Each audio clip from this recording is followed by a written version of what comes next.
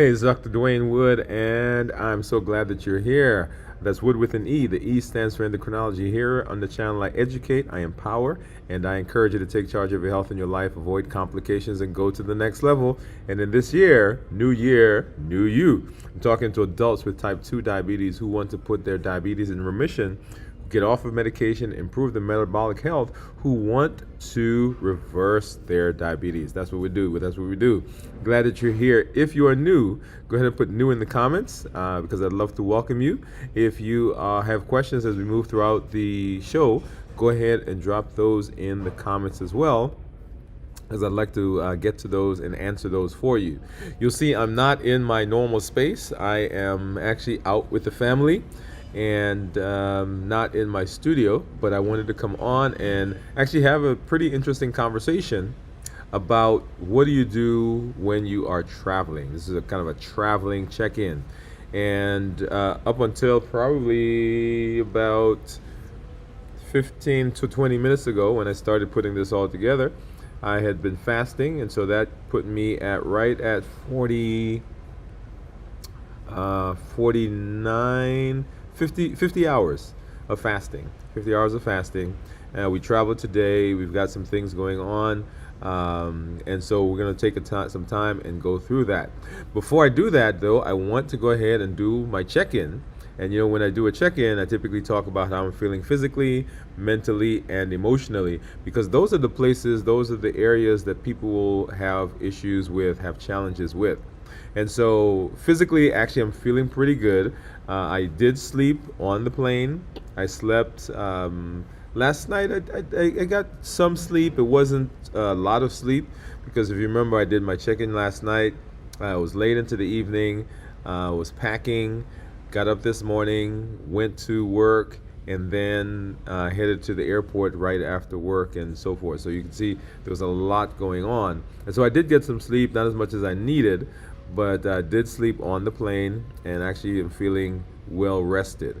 Mentally, I'm feeling clear. I'm not feeling sluggish. I'm not feeling as though I'm not feeling as though I'm dull or grasping, if you will.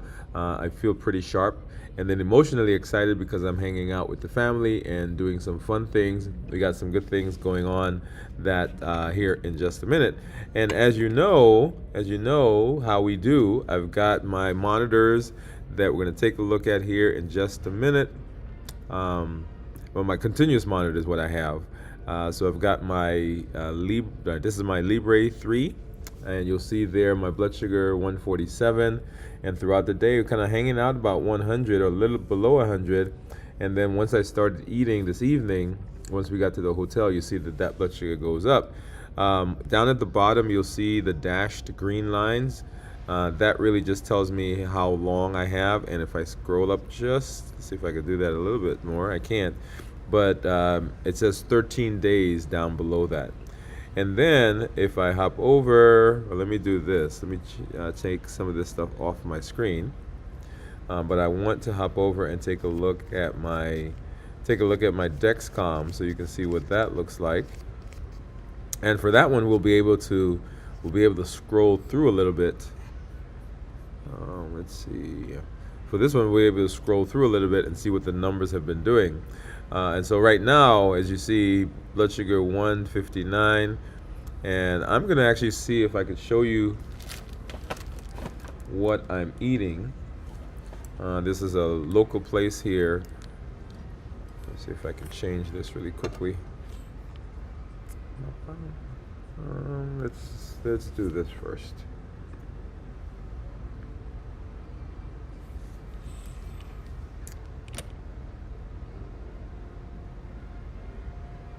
All right, here we go. Ready? Let's see if I can do that. Let's do this one. Okay. So this is a local place that's here. So there's a salad, and this is some lamb, and of course that's some basmati rice. And you'll see I'm eating the lamb. Actually, it was a kebab, so lamb and chicken, and of course all the chicken is gone, and all that's left is that piece of lamb. And there's the salad that I was eating. That stuff right there is really spicy. I'm not sure what it's called, but it packs a wallop. So that's what I started eating, and that is what resulted in. Let's go over, get back to my blood sugar. And that's what resulted in this blood sugar that you see, that rise. And so let's go back and let's take a look at that. So right in here, 159. And if I scroll back and back and back, you'll see that before I started eating, so for most of the day, my blood sugars have been in the low one teens, 99. And then as I got into this space right here, when it started kind of climbing up, once I started eating. And that was just as I was eating, that's what I was getting ready to go on. As I was getting ready to come on here, that I started eating. And so that's within the last, I don't know, within the last hour. Boom, boom, boom, boom. Okay. So that's what my Dexcom Clarity or Dexcom is showing. That's the 24 hours. If I do the 12 hours, of course, for most of this 12 hours up until here, we actually were doing pretty good in terms of numbers. And it'd be interesting to see what happens here at the end, what happens to those blood sugars. All right. So when we're traveling, traveling poses, and this thing back here says the placery. So I'm in the hotel in the dining area. So when we're traveling, interesting things, right? Because traveling has associated with it several issues. When I say issues, they are things that will come up, and if we're not careful, we will find ourselves stressing and going into a space that does not set us up for success in the long term. Just today, as we were traveling, actually, I was talking to my wife, and we were talking about the conversation that people will have in their mind as they are trying to navigate their social situations. Traveling being one of those, but you can extrapolate this to lots of different areas, lots of different times. But during traveling, some of the challenges that we have are things of logistics, and I'll kind of outline those here in just a minute. So logistics, emotions, temptations, just being out of sorts, being out of your routine, and all of those things can cause anxiety, they can cause some distress, and they can cause people to go off of their eating plan. When we talked about the HEAT model, habits, emotions, access, and taste. Well, in traveling, a lot of those come into play. Okay, so we'll walk through those as well.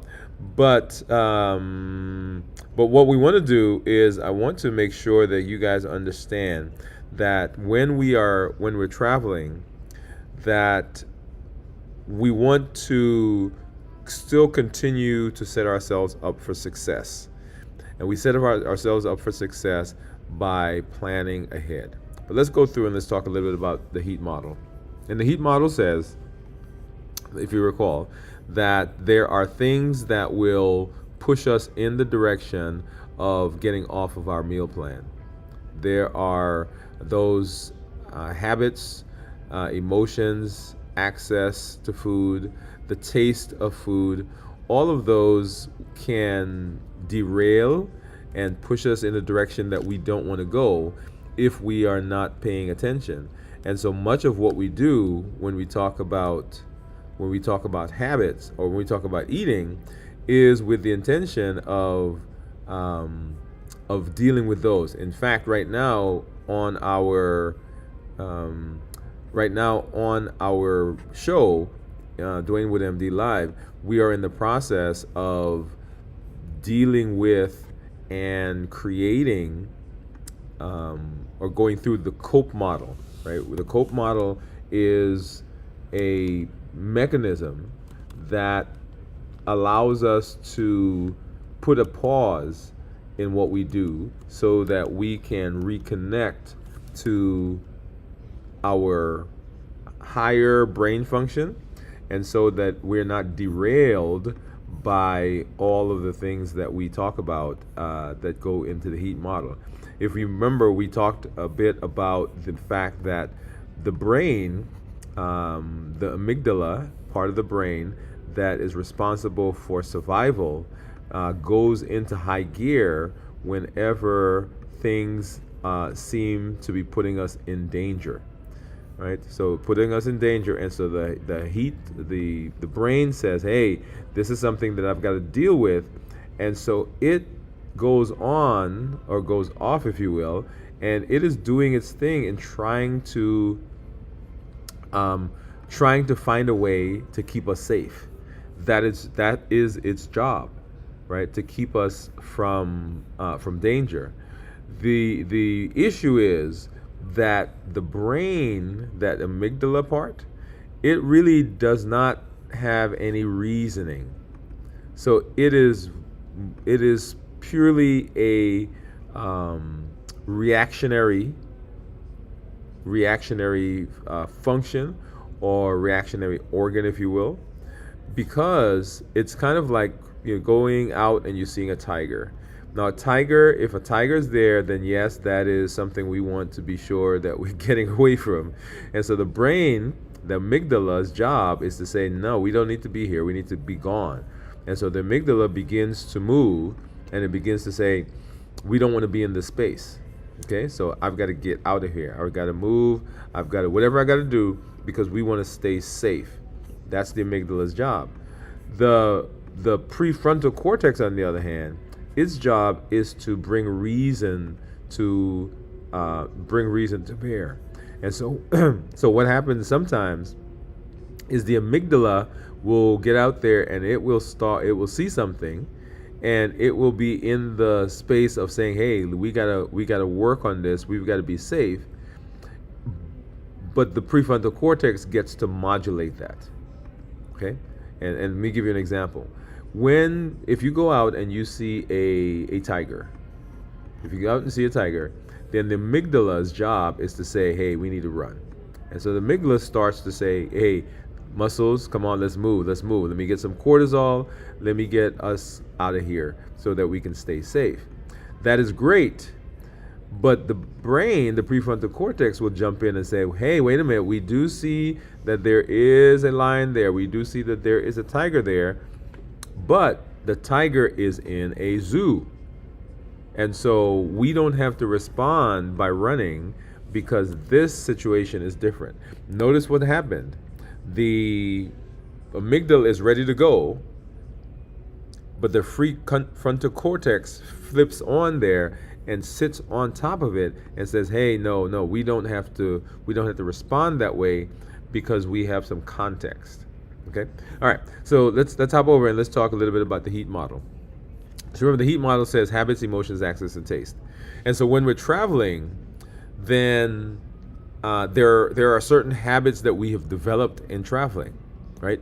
So as a matter of fact, part of the fun, part of the excitement, part of what we do in traveling is the food that we see. Right? So part of it is the excitement of going to a new place and trying a new thing. I know one of our big things is whenever we go to a different location, we like to sample different types of food. In fact, what I showed you just a little while ago was a different place that somebody here recommended, right? Because we came in, it was late. We actually had some issues with our flight. And so we got in later than we were supposed to, and the plans that we had shifted. In fact, our plans shifted back about 4 hours, and so the people that were supposed to meet us, we got here much later, and so those plans were squashed. And so we're now at the hotel, and talked to someone here and says, hey, where's a good place to eat? And they gave us an example, or gave us this place, and so we went out and we got this, and so that's what I'm eating right now. So the habits that we formed, right? So those are triggers. Emotions during travel, that is a stressful situation. I don't know for you, but it is. It creates anxiety. It creates cortisol, and even if it's not a a big issue, like in our case today, which raised emotion. But even if it's not like that, then just the normal travel that we go through will have significant implications on how we are able to move through the process, move through the travel, move through whatever eating plan we may be on. For instance, in this case, it was fasting. And so, yeah. And remember, the emotions will short circuit the amygdala, or short circuit the connection between the prefrontal cortex and the amygdala, so that the modulation that we get from the prefrontal cortex is no longer valid, and the amygdala is just doing what it wants. And part of that is, a lot of times, is eating. And then access. Well, let me back up to habit for a minute. Part of I'll give you my example, my today. So we went to one gate. We had to change gates to go to another. So we're sitting there, and now the next flight is going to be 3.5 hours from now. So we're hanging out, and so we're sitting there, and my son is hungry, and so I go with him and we had to walk. I mean, a long way because the concourse that we were on, the gates that we were at, they didn't have anything that he wanted or he could eat. And so we're walking, and as we're walking, we're passing all these things, and people are coming towards us, and they have the food. All right, so we'll get back to access for a minute.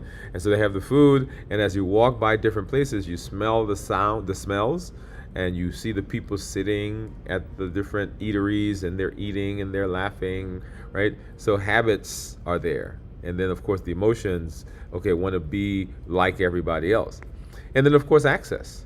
So now that my son and I, we show up where the place is that he wants to eat, and around that place is every possible restaurant that you could think of. Yes. And so we're walking around, and I deliberately went and got, and you guys know that I use this is what I use for hydration. In fact, I'm going to go ahead and take a swig. So now I'm there, and he got his stuff. We're waiting for it, and I deliberately left and went and bought this because I didn't have any with me, because of course you can't bring it through security. But I was not hydrating as we were waiting, and I started to feel myself being tugged in that direction. Okay, you got to get something to eat. And my plan was that I was going to fast until we met with friends, and then I was going to break the fast at the meal, right? So that was the plan. And so as I'm going through, right, so that becomes now the anticipation in my mind that we are going to break the fast. Once the issue came up with, now we're going to be much later, and so we're probably not going to meet them. So my brain is now having this little conniption because we had a plan. The plan was we're breaking the fast. Now I could have, and I actually tried to say, okay, I'm going to continue the fast since we're not really eating with friends. There's no point in me breaking the fast. But that also is part of the emotion, right? So the habits are there, people are eating, the emotions that are there, the anticipation of meeting friends, now the disappointment that we're not going to do that. Hey, we're delayed, not just for an hour, but now 3.5 hours. We're getting in later, right? And so all that is building. And so now there's access. Now there's things all around me as I'm looking at him getting his food. And so he got his food. We sat, we ate, I drank. I got 2 of these, so I drank them. I got some gum, right? So once again, that motion that goes along with it. And so we went back to the gate. We sat, we ate, we got on the plane. I slept. And then we landed. And when we landed, things seemed to be okay. And so now going to the hotel and getting all settled, but in my head, we were supposed to be eating, right? We were supposed to be eating. And so I anticipated what we were going to be eating, right? So here comes the taste, right? So habits, emotions, access. and taste. And so when we got into the room, my wife says, "Okay, so what are you gonna do?" And so I said, "Okay, yeah, I'm gonna get something." And so anyway, we came down. I asked the people, the person at the front desk, and they said, "Hey, this is what would recommend," and that's what I got, and that's what you see me eating. So as we're moving through the day in traveling, all of the heat model comes into play. All of the heat model comes into play. The cope model comes into play, right? Because when we were there when my son was getting his food, I was going to actually order something, and I paused. I stopped. I said, "Wait a minute. What really is going on?" It wasn't that I was hungry, and I knew that it wasn't that I was hungry. It was that there were the emotions that were building. It was the sight, the sound, the smell that was around me. It was now the access that I had to all of this. And then it was the anticipation of the taste, right? And when I say taste, remember, as we're dealing with this, we're not really chasing after the taste. We're actually chasing after what the food does. Right, and so for me, the food was a calming entity. It was a anticipation of community, anticipation of getting together with friends, seeing people that I hadn't seen for a while, and being away with the family and having some quiet time. So all of that is now built into this situation that's happening. And let's drink some more of this. All of this is now built into what's going on, right? And so the emotions are building, and so finally we got here, and I got the food and put it, so it's sitting here, and then I come down because the Wi-Fi, and this is being done by Wi-Fi. The Wi-Fi wasn't quite what I needed for the stream, and so I came down. And of course, all the lights are off, so I had to go find the guy at the desk and say, "Hey, can you turn the lights on?" And I set up, and this is where I am. This is the space that I'm in right now. Let me see. I'm gonna change here for a minute, and I'm gonna show you guys what my setup looks like. Let me see if I can. I think I'm gonna do that really quickly. So this is where. Okay, so this is where I am, right? So I've got, these are my mics, my portable mics. I've got my little light there. There's my laptop. Got another light up there. Over here, right, my food. Food came in that bag. Here's the stuff, and here's my bag with all my other things, right? So not a elegant setup, but it works. And this is where I am. Now, what I wish is I had a hardwired connection. That would have served me well, but I'm doing this on the Wi-Fi. But anyway, so back to the heat model. And so the heat model is what gives us all of those triggers. And what I want to point out is that the heat model doesn't just work when you're chilling out at the house, but the heat model works in lots of your different spaces. In fact, you can extrapolate the heat model, and you can see where those things are coming into play in many of the situations that you find yourselves in throughout your life. Right? Same thing with the cope model that we're currently going through. And we have applied the heat model. When I came up with the heat model came out of years and years of seeing patients, talking with them, clients that I have, my personal experience, all is built into the heat model. Same thing with the cope model. The cope model is a model that comes, the things that I talk about, the things that I tell patients to do, the things that I talk about with my clients as I'm coaching them. And so it is built on that experience.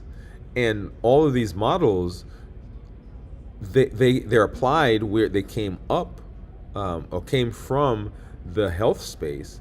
But remember that much of what we deal with in our metabolic disease and our metabolic life really has to do with life in general.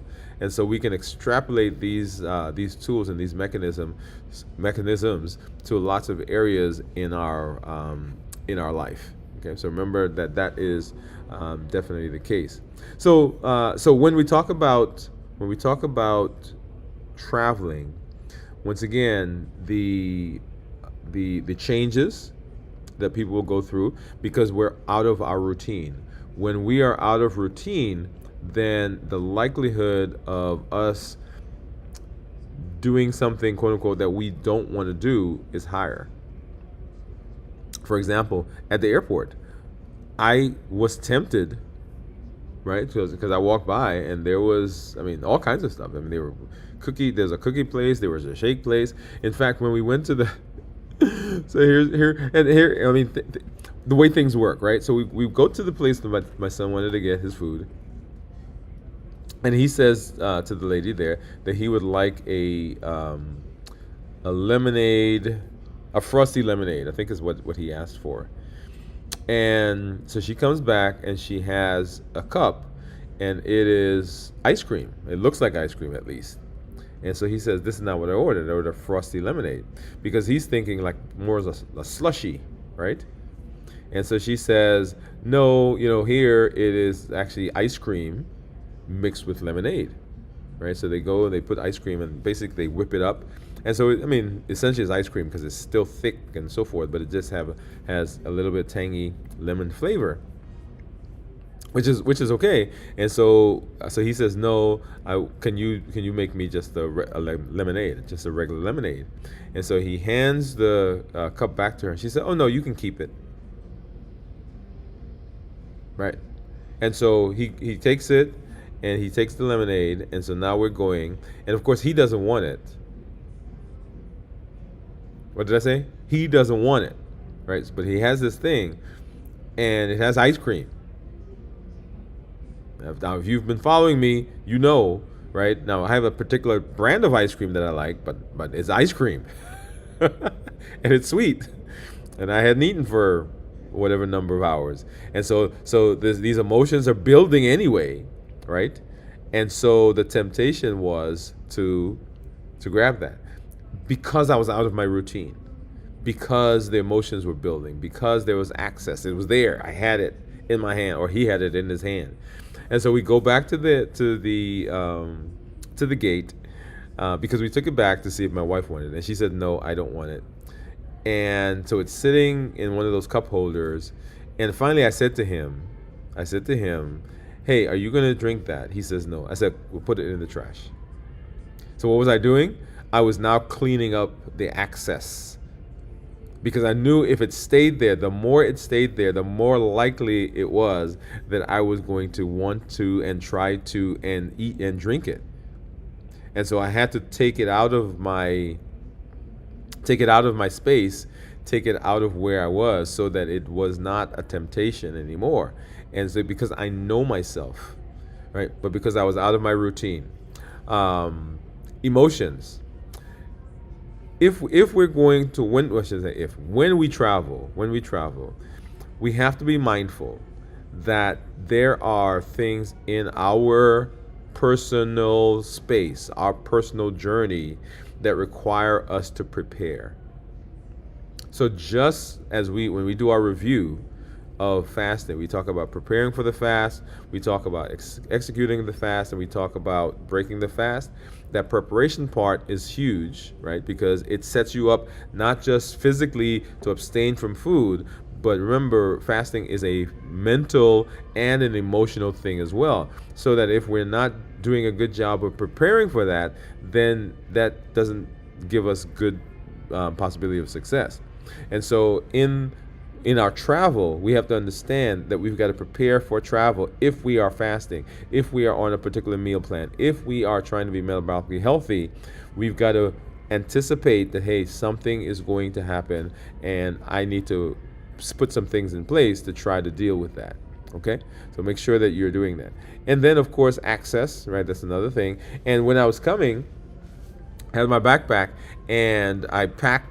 Well, it was packing all kinds of things. I had snacks in there. I had chips in there. I had some nuts in there, and I took them all out because as if they were there, even if I wasn't hungry, even if I wasn't tempted, I was going to eat them. And so what I was doing in that case is I was stocking up. I was getting ready to come off of my plan, right? And there was no reason, but just my brain, my mind was saying, oh no, you have to have these just in case when you get to the hotel, you might want a snack.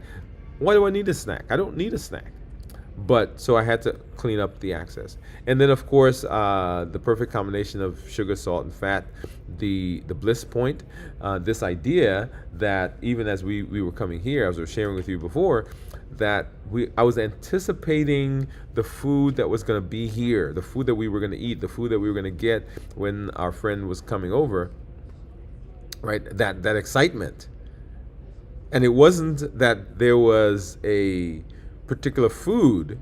It was that we were going to be together with friends. We were going to be together with as a family. We're going to be in a different space. We're going to try some different types of food, right? So all of that was building up, and that all comes through the heat model. That's why the heat model is such a robust and exciting thing to do or thing to have, because it sets us up. It gives us a framework that we can use to be thinking about the food and the things that happen in our space.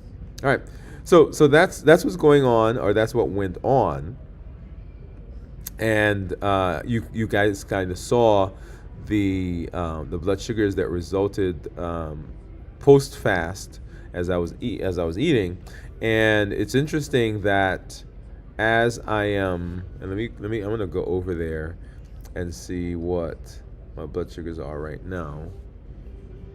So let's take a look here. Right. So that's what my blood sugar is now. This is the Dexcom. All right. So 157. Right. Okay. So that's what it is. That's what the blood sugar is now, and we'll see what that is. I haven't eaten any more since we've been talking, so that now is just the residual from what was going on blood sugar wise earlier. All right, let's see what else. I want to also talk a little bit about how do you deal with travel? How do you deal with travel? And the big part that I want to talk about in terms of travel is the stress that comes from travel, because the stress that comes from travel really is what can derail us. I should say not really, but it derails us, and it is a big component of what happens for all the other parts of the heat model, because the heat model says that there are all these different triggers that are there, but they are not limited to just emotions. They're limited to habits and access and all the things that we just talked about. But emotions are a big component of all of the others. I don't know if you've ever realized that, but as we're talking about the heat model, there are components of emotion in all the other parts. For example, habits. The habits that we have are, and let me pull that back up so we can take a look at that. The habits that we have are driven by some emotional component, because we want to belong. We don't want to be separate. So when other people are eating, we want to eat, right? We want to be a part of the group. When other people are enjoying, and other people are laughing, and other people are doing all those things that are associated with food, we want to be a part. And so there's the emotion, the component of belonging and togetherness and not being separate, right? That's a huge part of what happens in our existence, because it's not just that food is whatever it is. is there's a reason for that. Remember, the food is always doing something for us, and that's why we like it. That's why we're chasing after it. That's what the brain is looking for. It is looking for the stuff that makes it feel better, that puts it in that space of calm for the moment. For the moment, and that's the danger of of buffering behavior as opposed to coping mechanisms. The buffering behaviors are perpetuated because they seem as though they are solving the problem, and they relieve the problem, the issue, they relieve our feeling for a moment, but ultimately they do not solve the problem, because when that feeling goes away, we're right back to where we were, right? So nothing has changed. We just have, for that moment, kind of ignored it. We've put a barrier between us and the thing, right? But that's not what we want to do. What we want to do is we want to actually deal with it, and that's where the COPE model comes in, because it gives us a framework for how to deal with all of those. As we move through the space, I do want to remind you, though, that we have the ability to make change.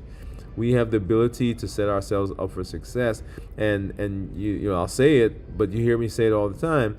That is what the education, empowerment, and encouragement is.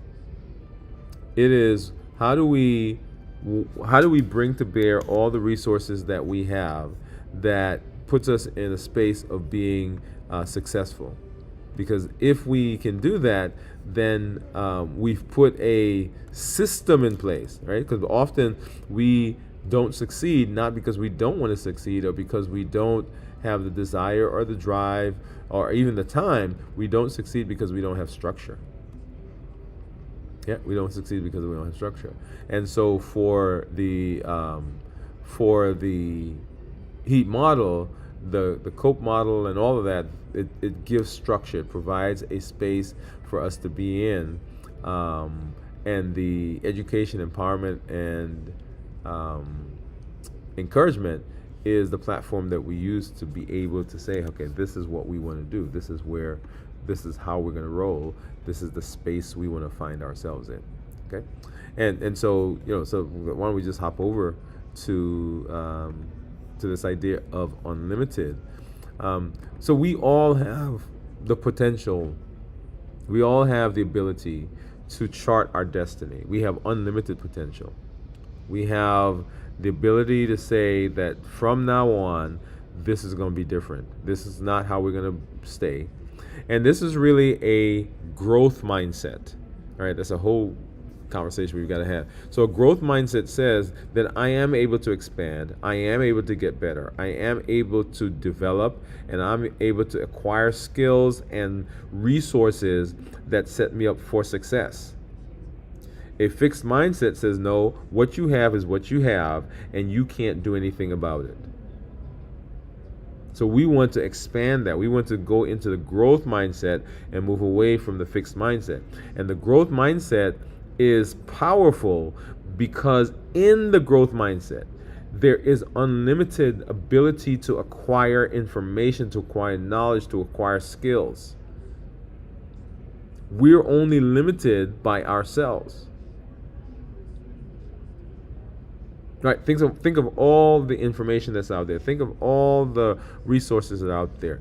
Right? We could learn and learn and learn and learn and learn forever, which means that there is infinite possibility for education.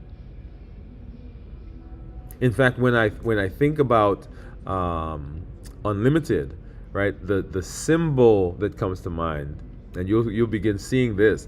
The symbol that comes to mind is the symbol for infinity. And infinity means limitless, unlimited. So your education possibility, your education capacity is unlimited.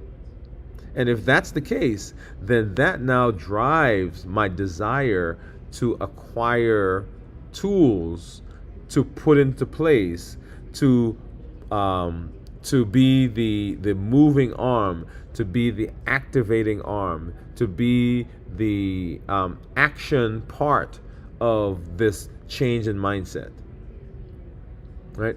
So education says, I'm infinite. I have infinite possibilities.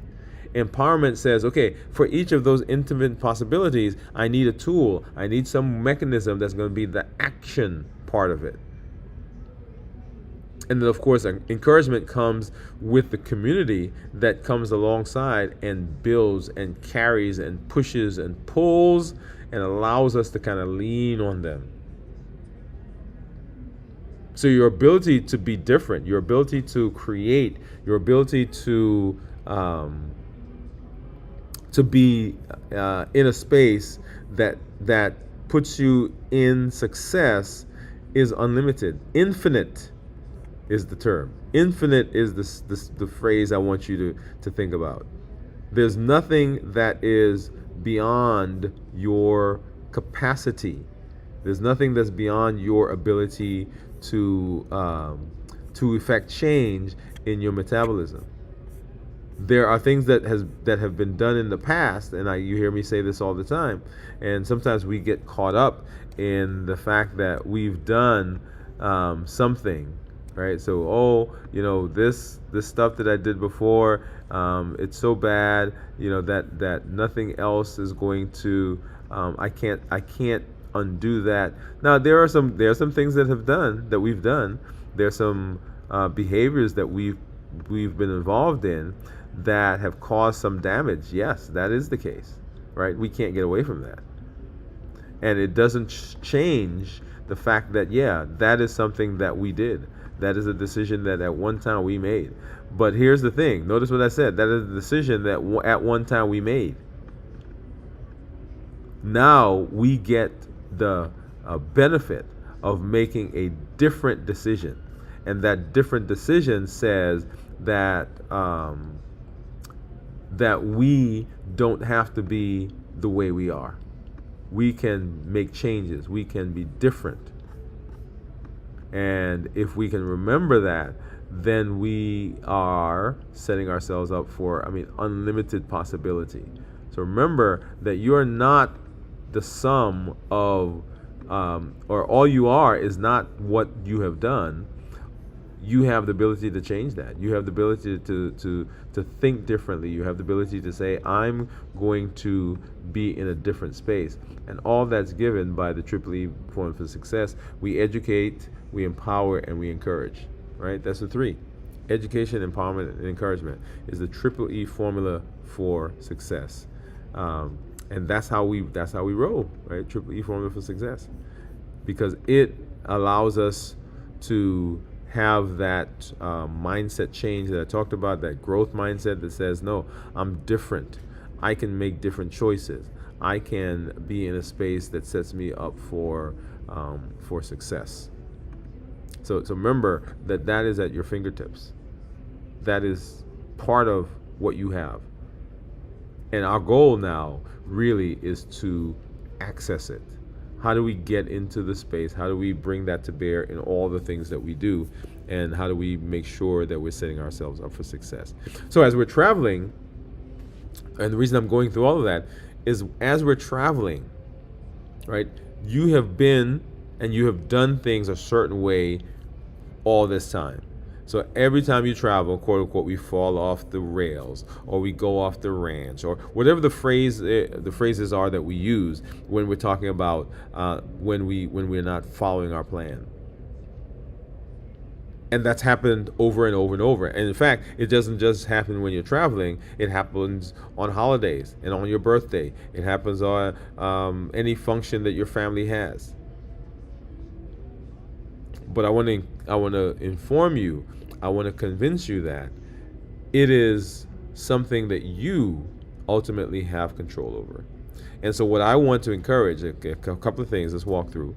And as I'm going through this, I want you to begin thinking and seeing yourself there, right? Putting your situation yourself in the situation so that you are able to apply this to you personally and wherever you are. Okay. So one, there is this thing that we go through where we constantly are fighting. There's this dissonance in our brain, in our mind, and it is because we haven't quite yet grasped the idea that we get to make the choice. Right? We think that the situation, life makes the choice for us, but we get to make the choice. So if at the airport I decided that I was going to get something when my son was getting his meal, that's a choice that I make. That's a choice that I'm allowed to make. That's a choice that I have the power, the ability, the responsibility to make. But I also have the choice, the possibility, the responsibility to make the opposite choice. It is up to me. And when I make the choice, I own what comes with the choice. I own the benefits that come with the choice. I own any of the issues or complications that come with the choice. It is my choice. But because we have done such a poor job, and when I say we as a society, we've done such a poor job of having people know that they have authority, that they're empowered, we're fighting with ourselves. Here's a silly example. You do something. You send an email, and in the email you said something that you shouldn't have said. Okay, and you didn't read the email. It went off and it's gone. And so what we do, instead of saying, okay, this is what happened. I did this email. I sent the email, and it's done. There's nothing I can't retract the email. It's out there.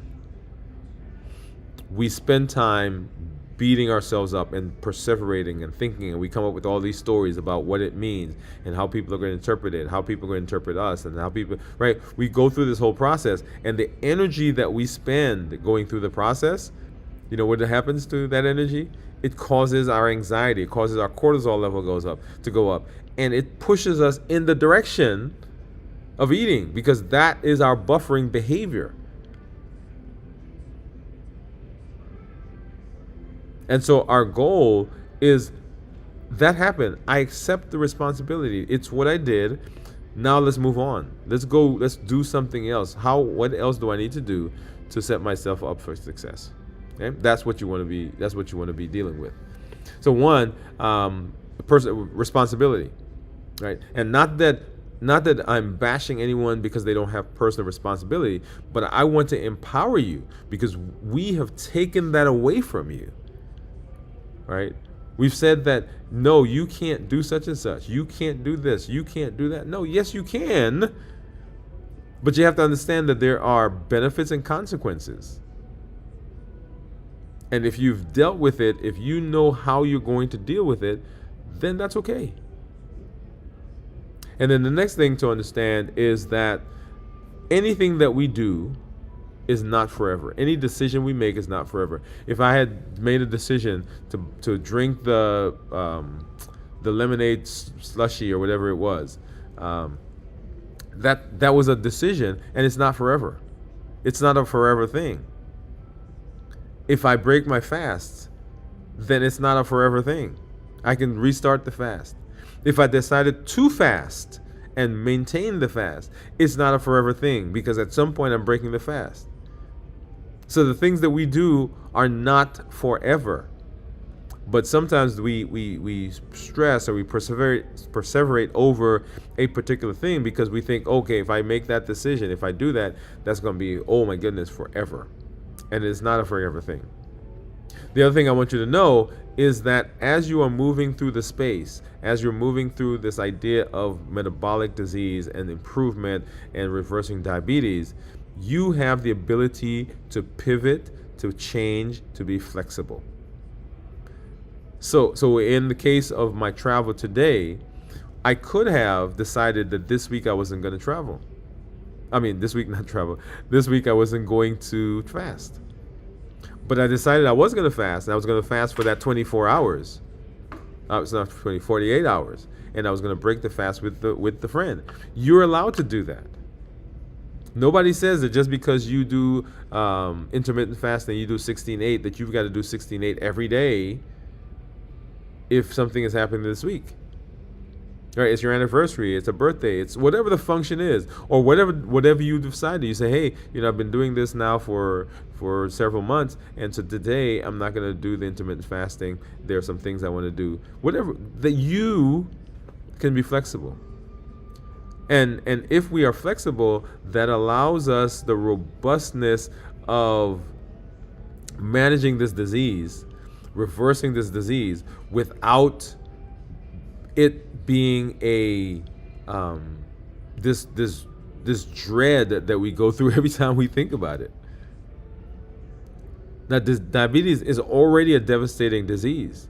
It already takes a big toll, and our goal is to make sure that we are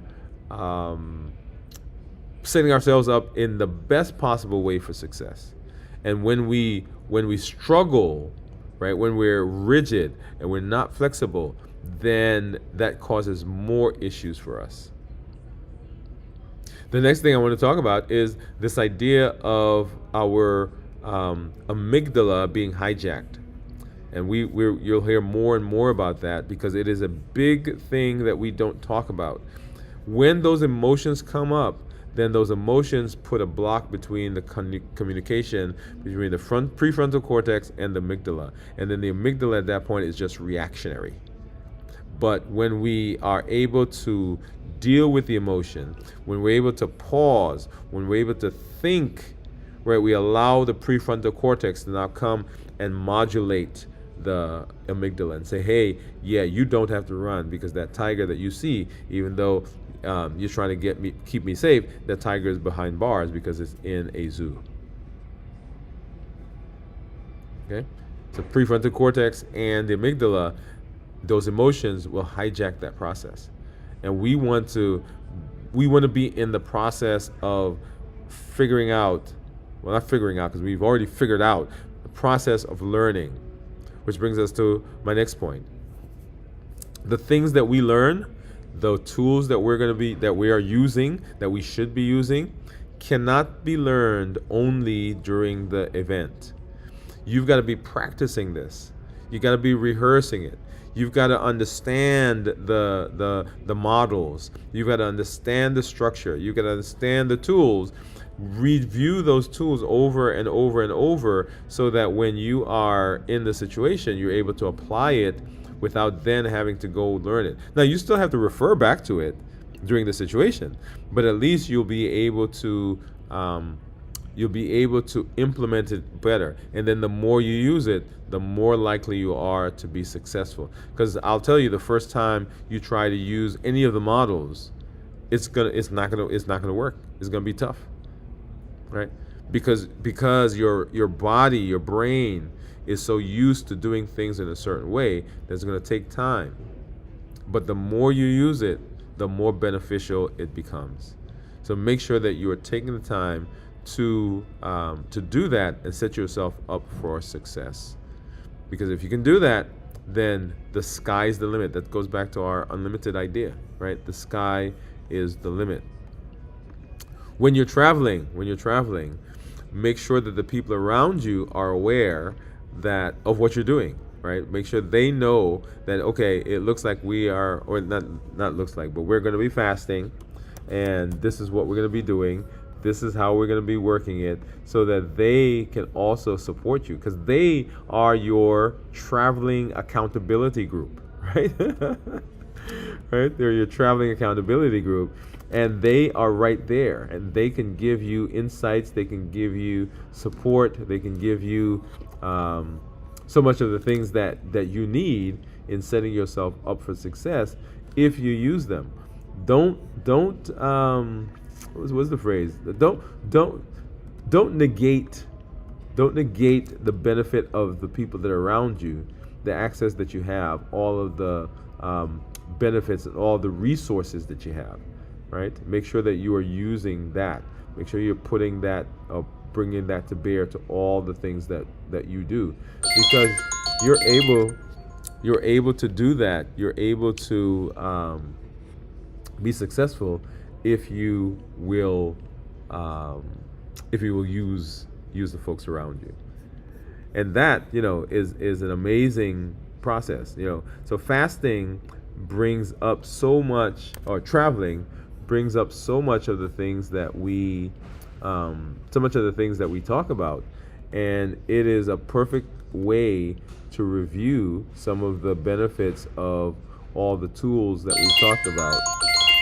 Okay, so make sure you're doing that. Make sure you are putting in the time that you need to be successful. And I'm going to, and so make sure that when you come, you join the challenges. Don't just let them be things that are on the table, things that are on the video, things that are back there that you're using. Make sure that you join the challenges. Also, make sure that you are sharing your story, right? That you let us know when you're having successes. Let us know when you are having challenges, so we can come alongside you. We can support you and let you know that you're not by yourself. Then invite a friend. Let them know there's a space that they can go where they can improve their metabolic health, and that is right here. Anyway, I'm always glad when I'm here with you, able to share with you. This is Dr. Dwain Woode. That's Wood with an E. The E stands for endocrinology. Here on the channel, I educate, I empower, and I encourage you to take charge of your health in your life, avoid complications, and go to the next level. And in this year, new you. Good night, everybody. Chinese food. Those are my three things. And I couldn't figure out, why do I love those things so much? But it all relates to my dad. That's what my dad used to buy for us.